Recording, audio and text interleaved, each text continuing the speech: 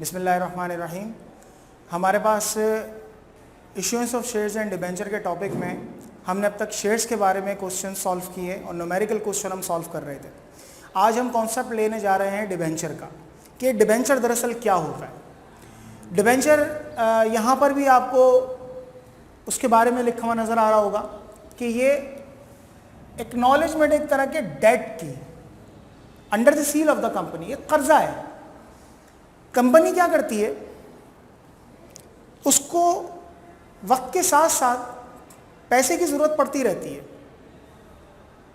उसे बैंक से उसने कर्जा लिया तो एक लिमिट में आकर बैंक लोन नहीं देता, रुक जाएगा। लोगों से उन्होंने पैसा लिया, शेयर्स की मद में शेयर होल्डर बनाए, एक हद तक शेयर इशू करें, उसके बाद लाजमन उस प्रोसेस को भी हल्का कर देंगे। अब मजीद लोगों को मोटिवेट करना है, किसी तरीके से मोटिवेशन देनी है कि आप अपना पैसा हमारे बिजनेस में लगाओ तो हम आपको इसका रिटर्न देंगे और अच्छा रिटर्न देंगे। अब शेयर्स की सूरत में, शेयर होल्डर की सूरत में एक बंदा क्या सोचता है कि कंपनी को अगर प्रॉफिट होगा तभी कंपनी हमें फ़ायदा देगी, अगर प्रॉफिट नहीं हो रहा, नुकसान हो रहा है, तो हमें नुकसान में भी शेयर करना पड़ेगा। लोग भी ये बात सोचते हैं कि हम ऐसा किस जगह पे बिजनेस में पैसा इन्वेस्ट करें कि जहाँ से फ़ायदा ही फ़ायदा हो। और यही काम बिजनेस भी कह रहा होता है कि लोगों को इस तरह से मोटिवेट किया जाए कि वहाँ से पैसा निकले और ये सोच के साथ निकले कि उन्हें फ़ायदा हो। तो कंपनी क्या करती है, कंपनी लोगों से कहती है कि आप हमारे पास पैसा इन्वेस्ट करो, हम आपको उस पर 100% कुछ ना कुछ प्रॉफिट देंगे ही देंगे।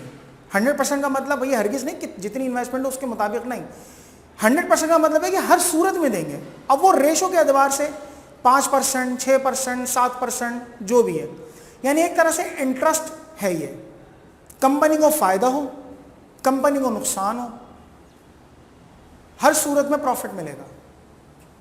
ये बात सुनकर और सोचकर लोग क्या करते हैं, इन्वेस्ट करते हैं।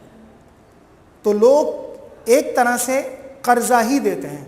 अगर आप इस बात को थोड़ा सा एक तरफ रखें और बैंक वाली सूरत हाल पर आएँ, बैंक क्या करता है, या बैंक से जब आप पैसा लेते हैं तो क्या करते हैं, पैसा आ गया, फिर आप क्या करते हैं, उनको उस पर इंटरेस्ट देते हैं और अदायगी भी करते हैं।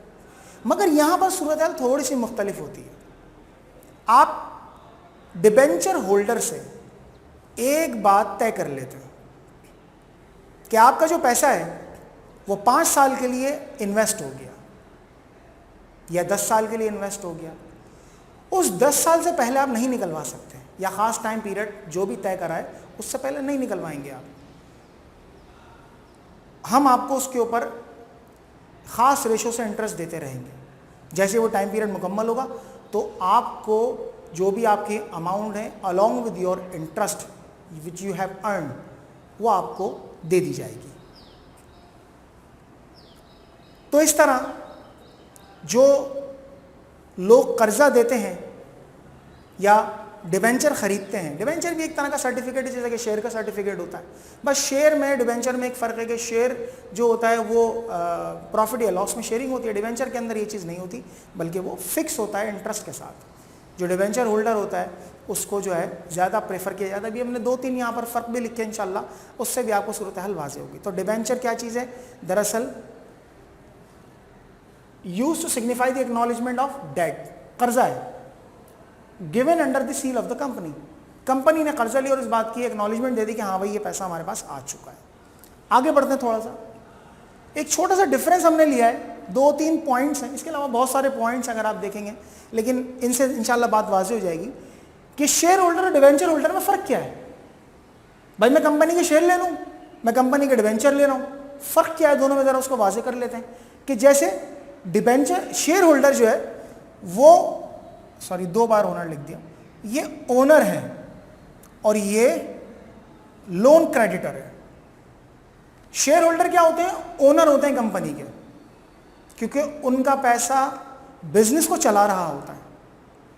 डिबेंचर होल्डर भी दरअसल पैसा ही बिजनेस में इन्वेस्ट होता है उनका, मगर उनका पैसे की वो इंपॉर्टेंस नहीं होती आमतौर पर जो कि शेयर होल्डर्स की होती है।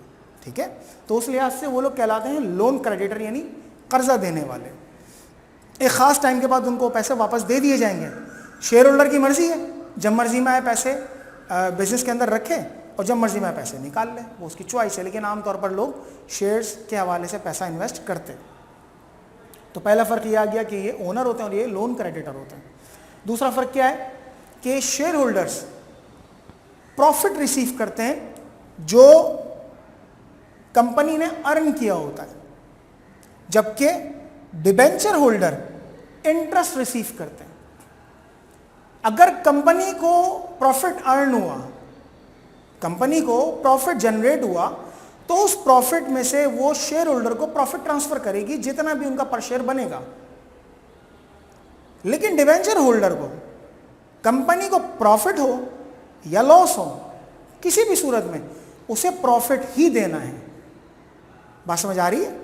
अगर कंपनी को लॉसेस होते हैं, इस साल प्रॉफिट जनरेट ही नहीं हुआ, शेयर होल्डर उस चीज़ में भी शेयर करेगा, उस कंडीशन पे भी शेयर करेगा कि हाँ जी इस बार लॉस हुआ तो हम लॉस शेयर कर लेगा। मगर डिबेंचर होल्डर के साथ ऐसा नहीं होगा। डिबेंचर होल्डर को हर सूरत में इंटरेस्ट देना होगा आपको, ठीक है। तो इसी तरह तीसरे पॉइंट में एक बात जो बहुत ही इंपॉर्टेंट है, कंपनी अगर वाइंड अप हो रही है, ख़त्म हो रही है, बिजनेस आपका वाइंड अप हो रहा है, तो वाइंड अप होने की सूरत में प्रेफरेंस दी जाती है डिबेंचर होल्डर को कि उनका पैसा उनको तरजीहात में पहले देना है कंपैरेटिवली शेयर होल्डर्स के। शेयर होल्डर का नंबर बाद में आता है, पहले डिबेंचर होल्डर का नंबर आता है। क्यों? क्योंकि कर्जा जिससे लिया हुआ होता है आपको पहले उसे वापस करना है। अगर आपने बैंक से भी कर्जा लिया हुआ होता है तो आप बैंक को पहले अदा करते हो।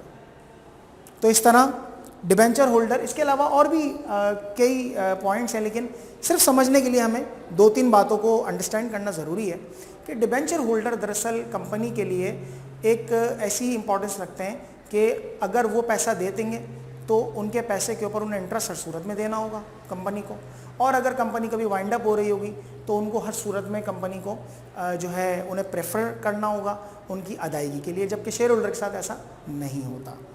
तो ये कुछ छोटी सी चंद बातें थी, थोड़ा सा कॉन्सेप्ट था कि डिबेंचर आपके समझ में आ जाए कि दरअसल डिबेंचर होता क्या है। अगले इंशाल्लाह वीडियो में हम कुछ केसेस के ऊपर डिस्कस करेंगे कि जो डिबेंचर की इशुएंस होती है और जो उसकी रीपेमेंट होती है वो कितने केसेस हैं टोटल और क्या क्या उनकी कंडीशंस हैं। इंशाल्लाह अगली वीडियो में हम इस बात पर डिस्कस करेंगे। अस्सलाम वालेकुम।